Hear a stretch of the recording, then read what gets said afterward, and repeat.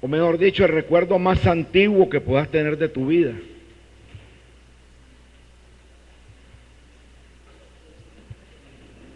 Sí.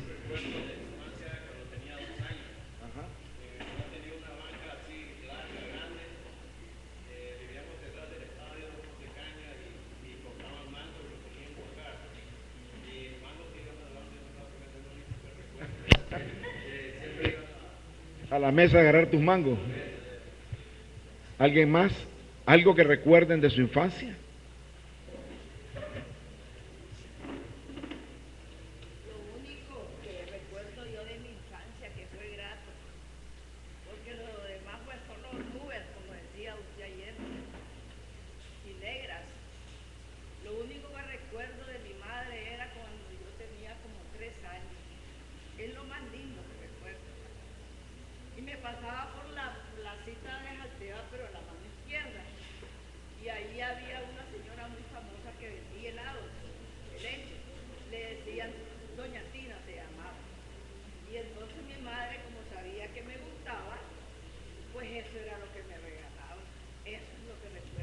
Los helados de leche. Parece que todo está relacionado a comida, porque el otro eran los mangos y aquí los helados de leche. Pero fíjense bien, siempre, a veces uno hay recuerdos que se quedan grabados, por X o Y motivo, recuerdos gratos y desagradables también, porque cualquiera se puede acordar de la primera paliada que le dieron también, ¿verdad? Ok. Así como ustedes se acordaron de esas imágenes de su vida de hace muchos años, hoy también nos vamos a acordar un poco cómo fueron los primeros brotes de la iglesia.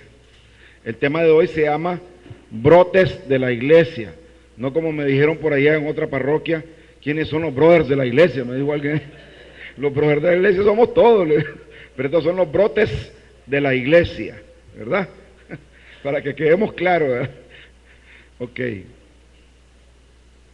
Ya hemos visto el día de ayer, primero la introducción del curso, luego cómo la iglesia entra en el plan de Dios. En el primer tema, ¿recuerdan cómo se llamaba el primer tema? No la introducción, sino el primer tema, el número 1. Las raíces de la iglesia, y vimos cómo las raíces de la iglesia se meten o se introducen y llegan hasta el Antiguo Testamento. Y cómo, porque la iglesia ya estaba prefigurada desde antes, tal como iba a ser y tal como la conocemos hoy. Y entonces estuvimos haciendo un paralelismo entre cómo era la iglesia, que eso, recuerdan, Mirna les explicaba esa parte, yo les explicaba cómo eso se refleja en la iglesia de hoy, cómo se iba reflejando eso en la iglesia de hoy, ¿verdad? Después continuamos viendo la misión de Jesús, que vino para instaurar el reino y para lograrlo fundó su iglesia. Y hablábamos de la iglesia. ¿Y de qué iglesia creen ustedes que nos estábamos refiriendo ayer, cuando hablamos de iglesia? Sí, pero además de eso, ¿quiénes componen la iglesia? Correcto. ¿Nos estábamos refiriendo solo a la jerarquía? A todo. Tan clarísimo, ¿verdad? Todos somos iglesia. Claro, sí me fijé una cosa, a la hora que vimos luces y sombras, las sombras las enfocaban más a la jerarquía, pero también no nos enredemos. También en las comunidades laicales hay muchas sombras. También en nuestros movimientos laicales hay muchas sombras. Y en nosotros como iglesia también hay luces y sombras. ¿Ya? Entonces, estamos claros, nos estamos refiriendo a la iglesia integral, a todos los miembros de la iglesia, a la iglesia universal, no a una iglesia en particular, ya, porque cada diócesis es una iglesia particular de acuerdo al Código de Derecho Canónico, pero también estamos hablando aquí de la iglesia universal, donde todos nosotros somos parte de ese cuerpo de Cristo. Veíamos entonces también en el segundo tema de ayer que la iglesia está al servicio del reino. El reino está por encima de la iglesia, ¿ya? Y que la iglesia es el medio para llegar al reino. Es como que yo me monte un carro que me va a llevar de Granada a Managua. Igual, la iglesia es el mejor medio para llegar al reino. No, la iglesia no es el objetivo final, sino el medio. El objetivo es el reino. Ok. Vamos a utilizar un poquito nuestra imaginación y es como que fuéramos ahora a asistir al nacimiento de la iglesia. El nacimiento de la iglesia define el perfil y el propio ser de la iglesia, el perfil y su ser. Hoy vamos a imaginarnos como que yo le preguntara a la iglesia, contame tus recuerdos, así como ustedes nos contaron sus recuerdos, la iglesia nos estaría contando sus recuerdos de hace tiempo. Aquellos recuerdos que han dejado una huella permanente, y nos vamos a imaginar lo que nos podría contestar. Entonces, yo tengo para ustedes 4 momentos importantes en la memoria de nuestra iglesia, y están acá. El primer momento que vamos a ver es la elección, la formación y el envío de los 12 apóstoles. Y esas 12 cabecitas que ven aquí son los 12 apóstoles. Y este que tiene el chingorrito con la cúpula, ¿quién es? Pedro. Tiene como sombrerito la cúpula de la Catedral de San Pedro. Esos son los símbolos que utilizamos nosotros. Y este que está aquí, que con la aureola y ese vestidito así, ese es Jesús, ¿verdad? Así trabajamos nosotros. En todititos los cursos de San Andrés, los 21 cursos, estos son estándar, pues con que simbolizamos a diferentes personajes. El segundo momento que vamos a ver, importante, es la última cena. Entonces aquí vemos quién está aquí en la punta de la mesa, sentado ahí. ¿Y qué es lo que tiene en una mano? Y en la otra, vino, correcto. Y aquí están 6 y 6, los 12 apóstoles. El tercer momento que vamos a ver va a ser la Pascua de Jesús, o sea, su muerte, simbolizada aquí por la cruz, y su resurrección. Aquí vemos a Jesús coronado en los cielos, glorificado, sobre una nube. ¿Ya? El cuarto momento que vamos a ver, o el cuarto recuerdo, va a ser Pentecostés, ¿ya? La venida del Espíritu Santo. Y esto que vemos aquí es como una semillita de frijol, que si la sembramos y comienza a germinar, dicen los campesinos, ya brotó. Y ese es el brote. Esto simboliza nuestra iglesia que está brotando, o sea, que está naciendo. ¿Estamos claros? Eso es lo que vamos a ir viendo.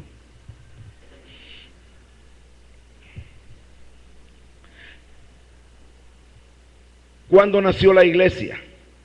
Vamos a ir viendo esos 4 momentos clave de su gestación. Como decir una fecha exacta no existe, porque la iglesia no se constituyó por decreto.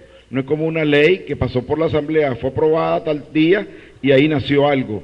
Si nosotros creamos una asociación, por ejemplo, de laicos, como Asociación para la Evangelización de Granada, y se hace una escritura, se somete a la Asamblea Nacional, la aprueban, se publica en la Gaceta, ahí hay una fecha de constitución, pero aquí no, así como fecha exacta no tenemos, ¿verdad?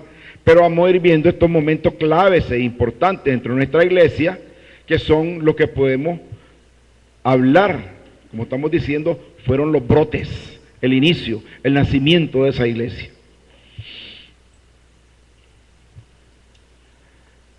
Jesús quiso fundar una iglesia, definitivamente, eso lo vimos ya el día de ayer, y si recuerdan la cita que soporta eso, tú eres Pedro, y sobre esta piedra edificaré mi iglesia, o sea, eso está clarísimo, o sea, que en la mente y en el corazón de Jesús siempre estuvo el deseo de crear una iglesia, no es como dicen por ahí que es invento de los hombres, no, definitivamente está el argumento y está claro, ¿verdad?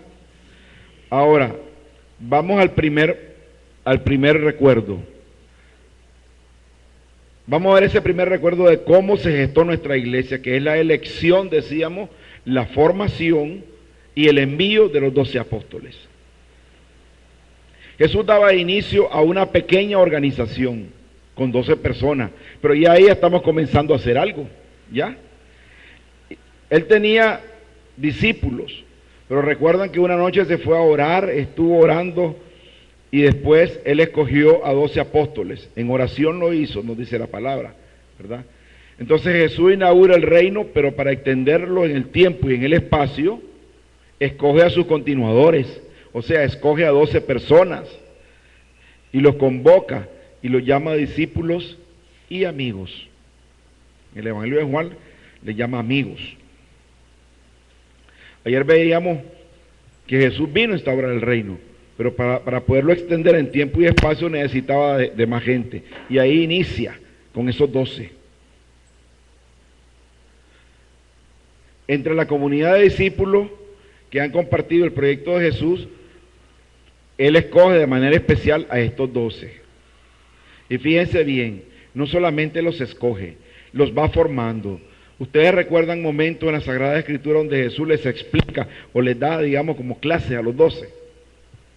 Él a veces decía parábolas a la gente y cuando quedaba sola con ellos, hacía lo que llamamos en la iglesia una exégesis de esa palabra, una explicación de lo que la palabra significaba.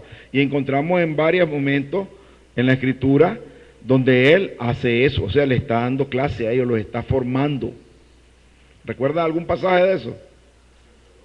La parábola del sembrador, donde después les va explicando a ellos paso a paso lo que significa eso, ¿ya? Lo que significa, digamos, la semilla tirada a la orilla del camino, la semilla que cayó en tierra fértil, la semilla que cayó y que fue ahogada por las espinas. Él va explicando todo eso. Entonces ahí vemos un proceso de enseñanza-aprendizaje. Él va formando a los discípulos, no solamente los escoge, los forma también. Marcos afirma que Jesús hizo, o sea, el verbo hacer, 12 discípulos. El Nuevo Testamento fue escrito originalmente en griego, y el verbo en griego que se escoge para esa frase, no estamos hablando de las Biblias nuestras, sino la versión en griego, utilizan el verbo hacer, ¿verdad? Entonces es como que tradujéramos directamente del griego y dijéramos, Jesús hizo 12 discípulos.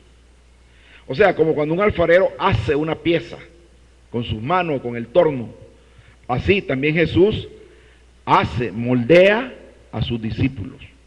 Él los forma.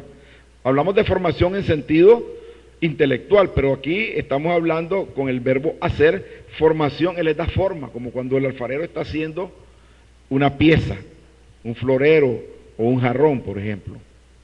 Tal vez han tenido la oportunidad de ustedes ver los alfareros aquí al lado de Catarina, con los tornos, cómo trabajan, cómo van formando las piezas con las manos y va girando en un torno. Ese grupo de 12 discípulos mantuvo una relación especial con Jesús, porque les llama amigos. Incluso entre los 12 hay 3 que son como los hinchi pinchi de Jesús. De los 12 hay 3 que hay momentos clave donde solo está con ellos. Recuerdan, en Monte Tabor es uno de los momentos clave de los 3. ¿Se acuerdan cuáles son los 3 íntimos de Jesús? Pedro, Santiago y Juan, ¿verdad? Ok. Entonces, los 12 apóstoles son el símbolo del nuevo pueblo de Israel. Fíjense, el nuevo pueblo de Israel.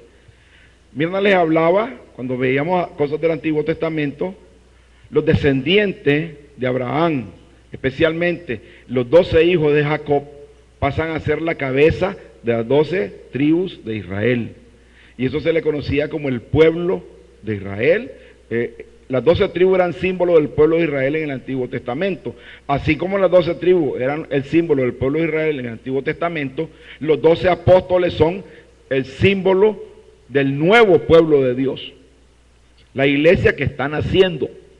Estamos hablando de los momentos de nacimiento de nuestra iglesia. Tienen la misión de proclamar y de instaurar el reino de Dios en la tierra y de extenderlo. ¿Y saben qué? Esa misión ha sido tan exitosa que 2000 y pico de años después, aquí continuamos nosotros con esa misión. Y por eso estamos aquí, hermanos, precisamente. Y ellos continúan esa misión de Jesús. Jesús les dijo, como el Padre me envió, yo también los envío a ustedes. Entonces fíjense bien, en la Biblia se manejan, en todo lo que es teología de Biblia, mucho simbolismo. Entonces, 12 es un número simbólico que expresa totalidad. Así como 7 es plenitud, 12 es totalidad. La totalidad, en este caso, del pueblo de Israel anteriormente, y ahora estamos hablando de la totalidad del nuevo pueblo de Dios, de la iglesia naciente. Entonces simboliza el conjunto del pueblo de Dios constituido anteriormente por las 12 tribus de Israel. Y por tanto, los 12 apóstoles significan la totalidad del nuevo pueblo de Dios. En ellos se prefigura el nuevo Israel.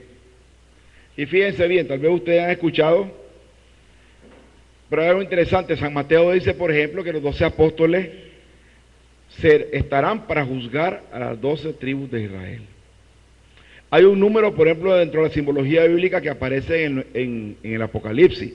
Tal vez han escuchado los 144,000. Yo escuché a un predicador de la competencia decir un día, y se salvarán 139,999, dijo. Y alguien le dijo, ¿y por qué? Y falta uno, no es que ese soy yo. Decía. Ya tenía matriculado el espacio, ¿verdad? Pero entonces, ¿de dónde salen esos 144,000? Si multiplicamos 12 tribus de Israel, que es la totalidad del antiguo pueblo, por los 12 apóstoles, que es la totalidad del nuevo pueblo de Dios, nos daría 144. Por 1000, que significa muchedumbre en simbología bíblica, de ahí tienen los 144,000. Es algo simbólico, no es que van a ser 144,000 personas las que se van a salvar. ¿Estamos claros? Y se fijan ustedes, siempre en simbología bíblica, cuando se habla de muchedumbre, por ejemplo, con la primera homilía de Pedro, ¿cuántas personas se convirtieron? 3,000. En la primera multiplicación de los panes y los peces, ¿cuántos fueron? Y en la segunda, 5,000. Todos son múltiplos de 1,000, porque 1,000 simboliza muchedumbre, ¿ya? Entonces, cuando hablamos de eso, no lo vamos a tomar literal, ¿ya? Porque nosotros interpretamos la Biblia dentro del corazón de nuestra iglesia, no fuera de la iglesia. Yo les decía ayer en mi testimonio que yo me eduqué con los bautistas y aprendí Biblia con ellos. Sin embargo, la diferencia hoy para mí es que la Biblia yo ahora la interpreto dentro del corazón de mi iglesia, y antes yo la leía fuera de la iglesia, y son dos cosas distintas, porque tenemos el magisterio de la iglesia que nos instruye y nos ayuda, ¿correcto? Ok, sintetizando, los 12 apóstoles son el eslabón necesario entre Jesús histórico y el Cristo de la fe. Entre la predicación de Jesús y la predicación de la iglesia. Porque son estos 12 los que van a anunciar la buena nueva de Jesús. Fijémonos bien, Jesús, ¿qué anunciaba? El reino. O sea, el querigma de Jesús era el reino. ¿Y los apóstoles qué anunciaban? A Jesús. ¿Ya? O sea, ese es el querigma en los apóstoles. Y eso es lo que hacemos nosotros hoy también. Jesús anunciaba el reino, pero cuando Jesús vino ya el reino estaba entre nosotros, fíjense bien, ayer no lo explicaba bien Manuel. Ya el reino estaba aquí, no es que nos vamos a morir para que hasta entonces vamos a ir a ver cómo era el reino, no. Ya con la venida de Jesús el reino se comienza a instaurar entre nosotros. Entonces ellos ya anuncian a Jesús. Ok. Entonces ese reino tiene un nombre y un apellido. Se llama Jesús y ya está aquí entre nosotros. Vamos al segundo momento de esos recuerdos, la última cena. Veremos este segundo recuerdo de la gestación de nuestra iglesia, que es la última cena. Esa última cena tuvo un doble carácter.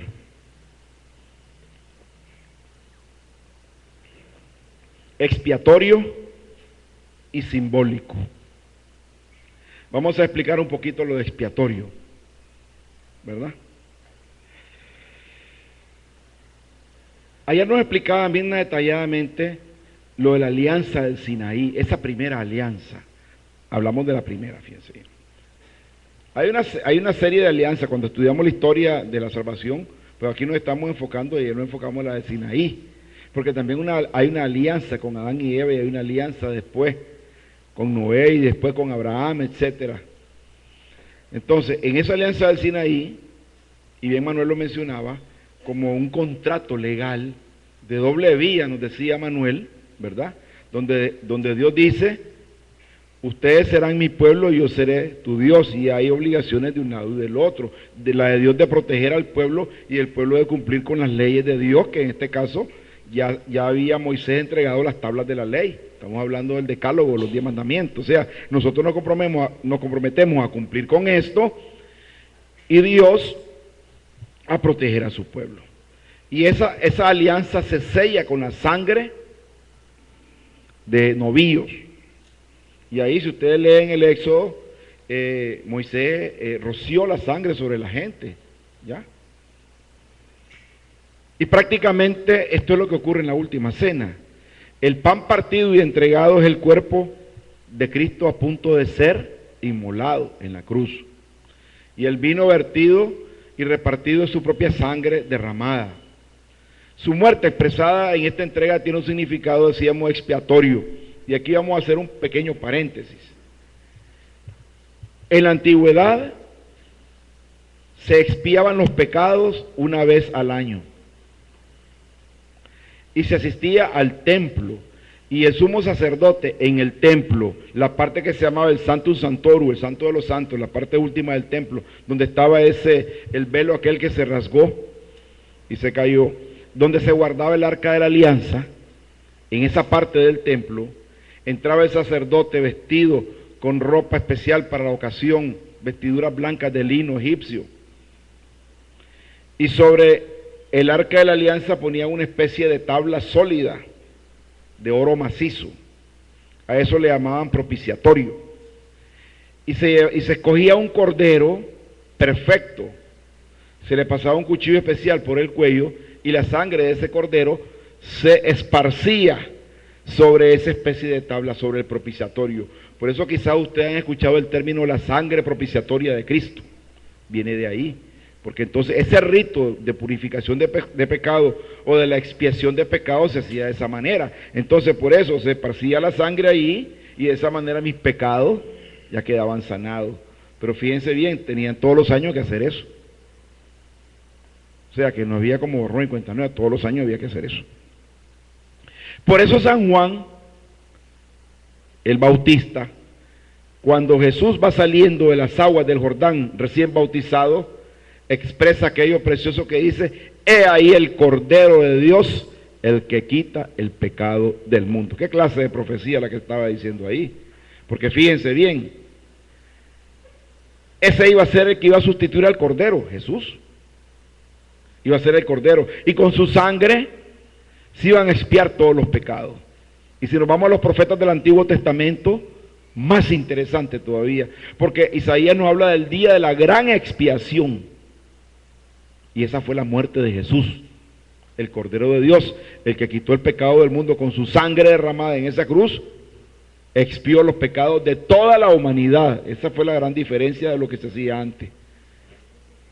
Con su sangre propiciatoria, expía los pecados de toda la humanidad, de todita la humanidad. Fíjense bien qué interesante, de toda la humanidad. Entonces, es su sangre derramada para la remisión de los pecados. Y se trata de la nueva alianza anunciada también por los profetas, lo anuncia Jeremías. En el Sinaí fue pactada por medio de un sacrificio. Así también la nueva alianza se establece en el sacrificio de Jesús al derramar su sangre en la cruz. Y todavía Isaías nos dice, el tercer Isaías nos dice: por sus llagas hemos sido sanados. ¿Ven ahí con qué claridad? Tiene un sentido propiciatorio esa última cena. Así como en la alianza del Sinaí se configura el pueblo de Dios, gracias a la alianza de Jesús, a la nueva alianza, y eso lo recordamos siempre en la Eucaristía, el sacerdote siempre nos menciona lo de la nueva alianza. O sea, tampoco la misa es invento, si todo eso es bíblico. Lo que pasa es que tenemos que sumergirnos un poco en la Sagrada Escritura. Entonces, gracias a la nueva alianza, la alianza de Jesús, nace el nuevo pueblo de Dios. Nace también ahí nuestra iglesia. Decíamos que tiene dos caracteres, el expiatorio y el simbólico. Con relación al simbólico es más sencillo. Ese pan partido y el vino derramado simbolizan su propia muerte y con ella el establecimiento de esa nueva alianza. Al comer todos nosotros del mismo pan y beber todos nosotros del mismo cáliz, se establece la comunidad donde participamos del mismo pan y del mismo cáliz. Y eso lo hacemos cada vez que asistimos, ¿a dónde? A la Eucaristía, hermanos. Vamos al tercer momento, a la Pascua de Jesús, para que veamos de dónde es que viene nuestra iglesia y el porqué de muchos ritos que tenemos, ¿verdad? que no es invento de hombres, sino que todo está también en la Sagrada Escritura, que fueron inspiradas por el Espíritu Santo. El tercer recuerdo clave del nacimiento de la iglesia es la Pascua de Jesús, la cual está integrada por dos partes o dos caras. Vamos a ver en esta Pascua. La primera parte que vamos a ver es la muerte en la cruz, ¿verdad? Fíjense bien que estamos hablando del nacimiento de la iglesia, ¿verdad? Estamos hablando que nace con los 12, que nace con la última cena, con la última alianza, y estamos hablando ahora que nace con la Pascua de Jesús. ¿Por qué decimos que en la cruz nace la iglesia? Fíjense qué interesante. Estamos hablando que en la cruz, porque la Pascua significa muerte y resurrección. Entonces estamos hablando que en la cruz nace la iglesia. En el Calvario nos encontramos con dos escenas interesantísimas. Vamos a ver la primera. Hay unas palabras de Jesús en la cruz que van dirigidas a su madre y al discípulo. Esa la conocemos todos, ¿no? Mujer, he ahí a tu hijo, dice Jesús. ¿Correcto? Mujer en el Antiguo Testamento simboliza al pueblo de Dios. Recordemos que los profetas decían, Virgen de Israel, yo te traje para enamorarte. Cuando el pueblo era fiel y se portaba bien, se hablaba de la esposa fiel de Yahvé. Y cuando el pueblo se portaba mal, era la adúltera, era la esposa infiel. Porque la alianza simboliza un matrimonio entre Dios y su pueblo, donde el pueblo está simbolizando la parte femenina.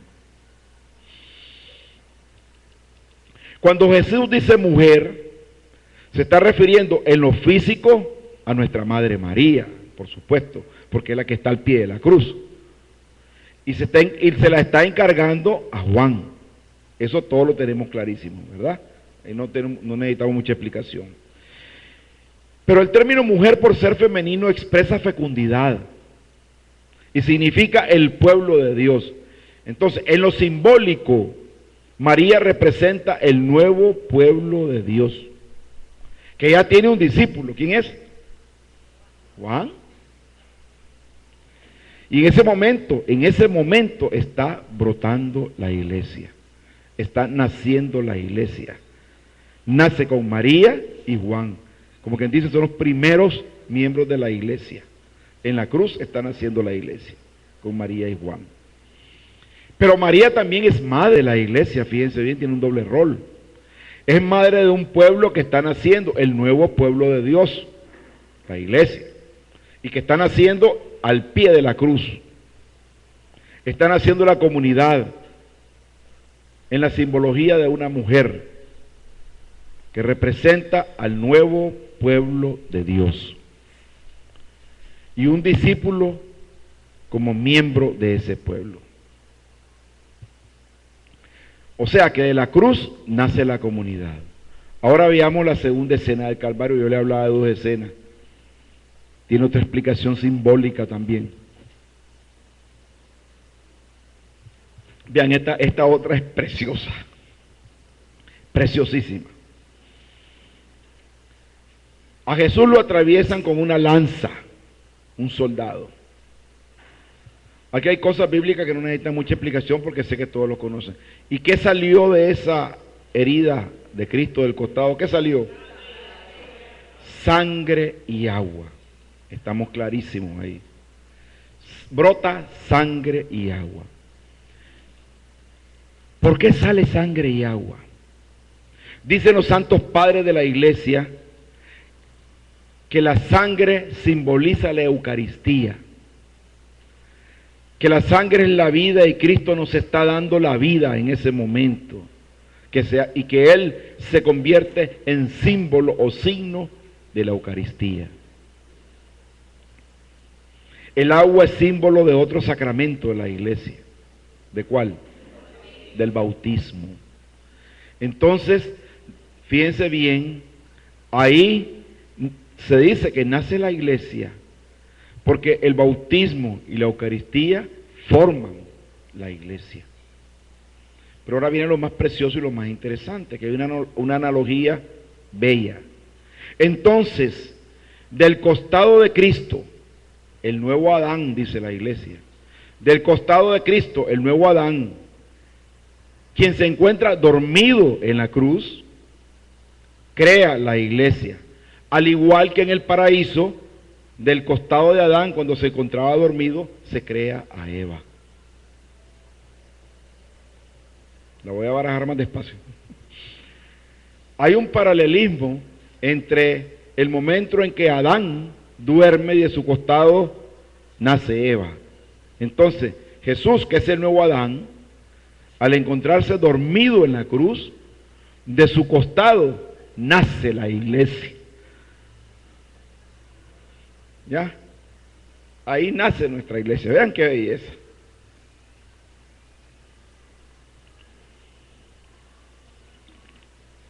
Entonces la Eucaristía y el bautismo hacen y simbolizan nuestra iglesia. Porque del costado de Cristo está manando sangre y agua, que son símbolos de la iglesia. Estas dos escenas nos están diciendo que en la cruz de Cristo, ahí en el Calvario, nace la iglesia. Además, San Pablo nos dice que con su cruz Cristo nos redimió, nos compró y nos convirtió en su pueblo adquirido, dice San Pablo. Igualito que el pueblo de Israel, que era el pueblo escogido, adquirido de Dios. Entonces, esa era la primera parte. La segunda parte es la resurrección. Ok. Toda la misión de Jesús y todita su obra fue avalada por Dios. O sea, Dios estaba de acuerdo con todo, por supuesto, ¿verdad? Pero la mejor manera de expresarlo fue con su resurrección de entre los muertos, porque Dios así cumple su promesa. Dios valida la misión y la obra de Jesús con la resurrección. El proyecto de salvación que culmina en la muerte expiatoria de Cristo recibe su aval en la resurrección, donde Dios acredita a su Hijo, constituyéndolo en cabeza de todos. Ahí se inauguran los tiempos nuevos. Ahí está naciendo también nuestra iglesia. El cuarto momento del que hablamos es Pentecostés. Muchos se dice que la iglesia nació en Pentecostés y no toman en cuenta los brotes, porque fueron momentos clave. Como les decía, no es que el día de hoy, con fecha tal, no. En esos momentos clave es que se habla que está naciendo nuestra iglesia, en esos 4 momentos. El cuarto momento que corona el nacimiento de la iglesia es la efusión del Espíritu Santo, el día de Pentecostés. O sea, fíjense bien, ese no fue el primer momento que los apóstoles recibieron el Espíritu Santo, que conste, no fue Pentecostés. ¿Están claros? ¿Cuándo fue?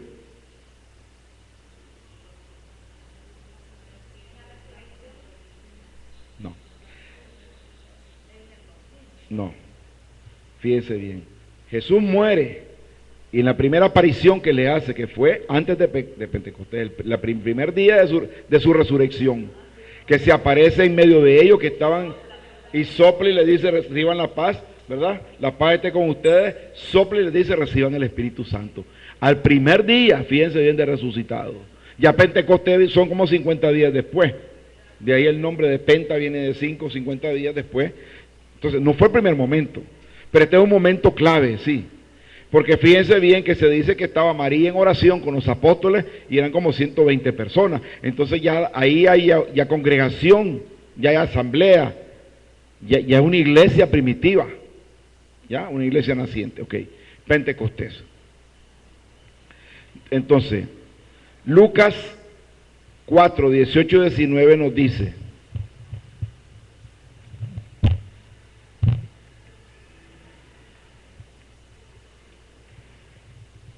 fíjense.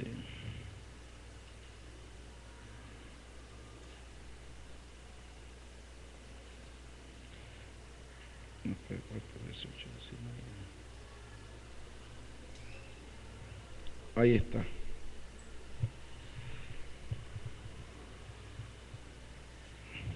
Entonces, más bien es solo el 19, no, 19 y 20, 19 y 20.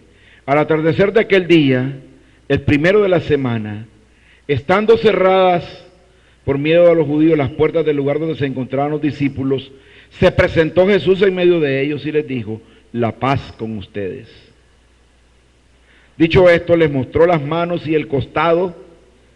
Los discípulos se alegraron de ver al Señor.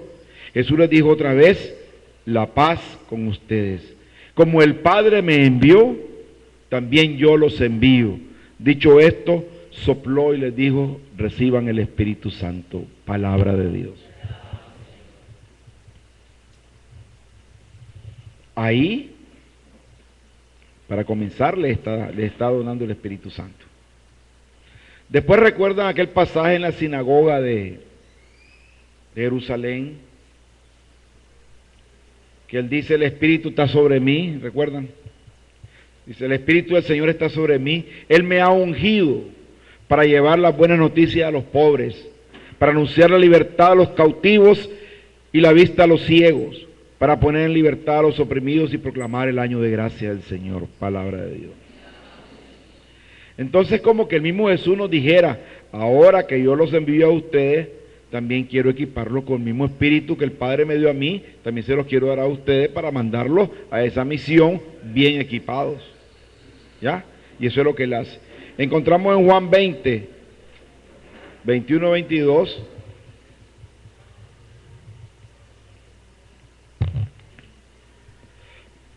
Juan 20, 21, 22. No, a ver.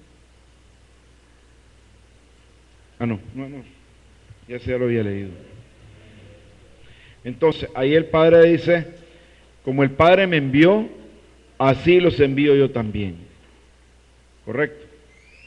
Entonces, eso prácticamente equipó a esa gente con dos cosas. Al darle el Espíritu Santo, los está equipando con dos cosas. En primer lugar, con la parresía del Espíritu Santo, para que la palabra proclamada, ungida del Espíritu Santo, vaya directo al corazón del que escuche y convierta. Ahí está el poder del Espíritu Santo presente. Y lo otro es con la dinamis del Espíritu Santo. La dinamis es la fuerza y el poder del Espíritu Santo que se manifiesta en signos, prodigios, milagros. Y esa variedad de carismas con los cuales Dios ha querido adornar nuestra iglesia para presentarla hermosa y pueda manifestar el poder de Dios, y que son los signos que acompañan a la evangelización. Con esas dos cosas está equipando a los apóstoles. Después ellos, por eso es que hacen sanaciones, curaciones, milagros, etcétera, y llevan la palabra con ese poder a todas partes. Jesús confía a sus discípulos la misma misión que el Padre le confió a él. Y para ello es que los reviste a ellos también con la fuerza y el poder que viene de lo alto, ¿verdad? De la cual él estuvo lleno también. Para de esta manera transformarlos en sus testigos en Samaria, Galilea y en toda la tierra, hasta que él regrese de nuevo, hasta su segunda venida, hasta la parucía. El Espíritu Santo se apodera entonces de los 12 para cumplir esa misión de predicar y realizar esos signos de salvación. La palabra apostólica con la fuerza del Espíritu Santo comienza a predicarse por todos lados y va suscitando diferentes comunidades que se van creando. Lo que hoy llamamos dentro del Código de Derecho Canónico iglesias particulares. Alguien me decía: nosotros, la iglesia es una. No, también hablamos de iglesias en plural. Porque hay iglesias particulares. Esta diócesis es una iglesia particular.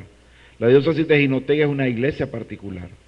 Pero también la provincia eclesial de Nicaragua, que está constituida por la conferencia episcopal en pleno, o sea, todas las diócesis y la arquidiócesis, y toda la zona de Nicaragua como zona pastoral, como zona eclesial, forman la Iglesia Católica de Nicaragua.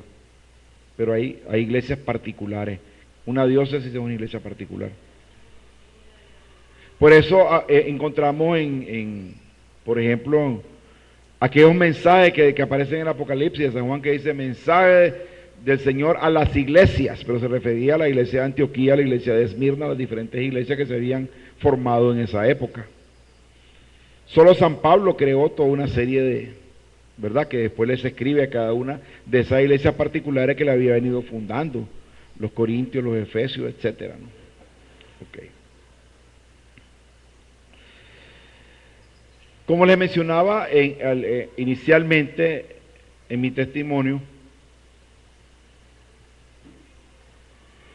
para mí también en lo personal, tuve 3 momentos, no 4, de cómo fueron brotes para mí de la iglesia. Como a los 7 años yo ingreso a la iglesia por una decisión, no porque me llevaban a misa, no porque mis padres, porque yo nunca fui a misa, en mi casa nadie iba a misa. Decidí ir a tomar catecismo para no quedar solo, ya que el resto de mis amigos no había con quién jugar y ellos se iban a recibir catecismo. Y yo, por no quedarme solo, decidí irme a inscribir a un catecismo. Así entré a la iglesia. Y Dios se vale de cualquier cosa, porque nunca me hubiera imaginado yo que hoy iba a estar aquí compartiendo con ustedes, cuando ni siquiera me llevaban a misa. Pero Dios sabe por qué hizo eso. Y como mi segundo brote, entro a la iglesia así, y después por razones de cambio de casa y de colegio, entró a un colegio protestante, y a la edad que nadie en esa época tomaba una Biblia, yo ya la tomaba, porque el Señor sabía que después la iba a utilizar para predicar dentro del corazón de mi iglesia. Y esa formación me sirvió de mucho. Solo Dios sabe cómo usa las cosas y cómo se manifiestan. Regreso a la iglesia a los 19 años, porque me dijeron, va a haber un movimiento juvenil, vas a tocar guitarra y hay muchachas. Entonces yo dije, guitarra y muchachas, voy de viaje. Y así me integré a un movimiento juvenil. Fue mi segundo brote. Y luego ya en la universidad y lo demás, ya uno se descarría, y ya se me olvidó la iglesia, y ya eran otras cosas, pues, ¿verdad? El alcohol, etcétera, y me desvié. Ya después casado y ya un poco más maduro, fue la tercera es la vencida, dice un refrán. Ahí fue mi regreso a la iglesia para no volverme a salir de ella y continuar aquí con el Señor, ¿verdad? Trabajando, poniendo semillitas para su reino. Si de algo me siento muy orgulloso yo es de ser católico, y lo grito a los 4 vientos, sin temor, porque hay gente que son católicos solamente el domingo cuando van a misa, y fuera de ahí tienen miedo de hablar de la iglesia. No hace mucho me encontraba a un amigo del tiempo de bachillerato, y también estuvo en mi comunidad un tiempo, ahora anda ahí con otra gente que no es iglesia ni es nada. Me lo encontré en un banco y me decía, mirá, me dice, vieras qué bonito que hay, yo te invito. Los hombres de negocios, eso no es iglesia. ¿Ya? Mírale, ¿y qué estás haciendo ahí? Y no es que vos eras católico. No, me dice que ahí viera que ahí se alaba al Señor, también en mi comunidad se alaba al Señor y también en mi iglesia se alaba al Señor. Es que ahí estudiamos la Biblia, también nosotros lo hacemos, contame algo nuevo. Porque todo eso se hace también en la iglesia. Lo que pasa es que mucha gente, sobre todo los que se van a veces a protestantes, cuando yo era católico, me dijo un amigo mío, yo era borracho. Bueno, yo te admiro ahora que voy a no tomar, porque yo tampoco ya no tomo. Cuando yo era católico era borracho. No, le digo, si vos nunca fuiste católico, vos fuiste un borracho que de vez en cuando iba a misa. Es al revés la cosa. ¿Ya? Vos eras un borracho que a veces iba a misa, vos nunca fuiste católico. Porque el católico que conoce su iglesia, la ama, la defiende y vive los valores del reino. Sobre todo eso. O sea, hacemos vida a la palabra, lo que predicamos, lo que decimos, lo hacemos. Porque si no, ¿con qué valor vendría a pararme aquí? Entonces, si hay algo que a mí me da orgullo es de ser católico. Yo trabajo en un ambiente ateo. Y me respetan porque mis posiciones y mis opiniones las dejo claras aún en asuntos de trabajo. Porque tienen que ver tal vez con temas delicados de la iglesia, y les digo, yo creo en esto y en esto. Mirna lo mismo.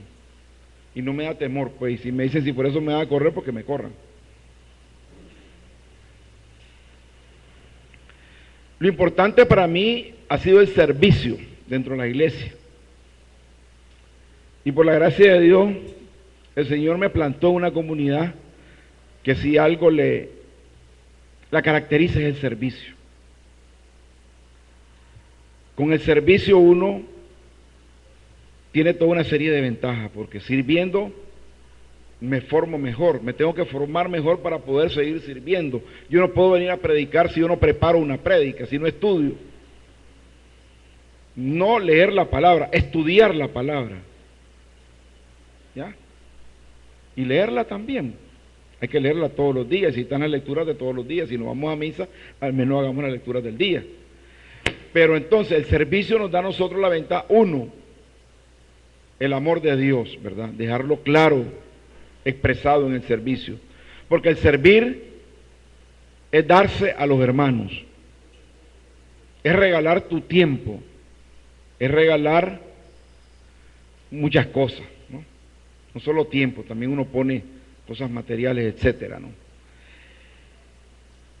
Y el servicio lo hace a uno acercarse más al hermano. Y en lo personal uno crece, tanto en lo intelectual como en lo espiritual.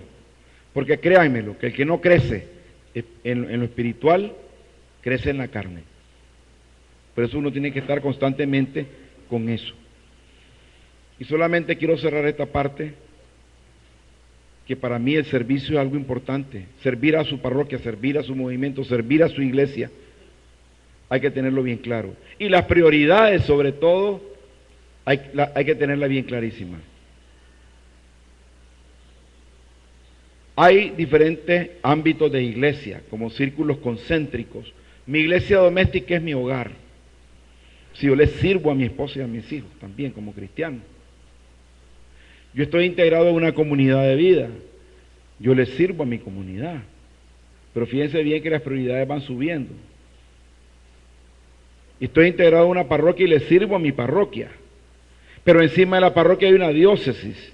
Y el servicio de la diócesis está por encima del servicio de la parroquia y por encima del servicio de una comunidad. Porque vamos subiendo escalones. Luego tenemos lo que sería aquí ya Nicaragua como iglesia. Y luego tenemos la Iglesia Universal. Pero entonces esos servicios uno tiene que quedar claro las prioridades. ¿Dónde tengo mis prioridades? ¿Ya? Yo no puedo decir, no voy a servirle a la diócesis porque en mi comunidad me están diciendo que no vaya. Un momentito. El obispo está por encima de una comunidad. Y la diócesis y la iglesia está por encima de una comunidad. Es más, hay comunidades de laicos, hay comunidades de comunidades. Hay comunidades de laicos que ni siquiera tienen un sacerdote a la cabeza. Ojo, pueden terminar siendo sectas, poniendo carpa aparte. Es peligroso. Decía un filósofo hindú, poeta y premio Nobel en 1913, Rabindranath Tagore, un pensamiento precioso. Yo dormí y soñé que la vida era servicio. Perdón, alegría. Yo dormí y soñé que la vida era alegría.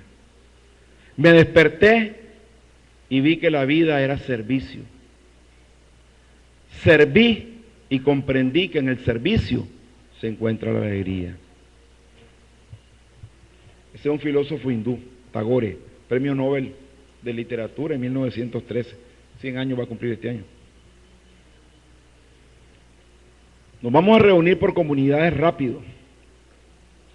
Entonces hagamos grupitos por colores, rápido, sí. Agarren su silla y hacen un circulito.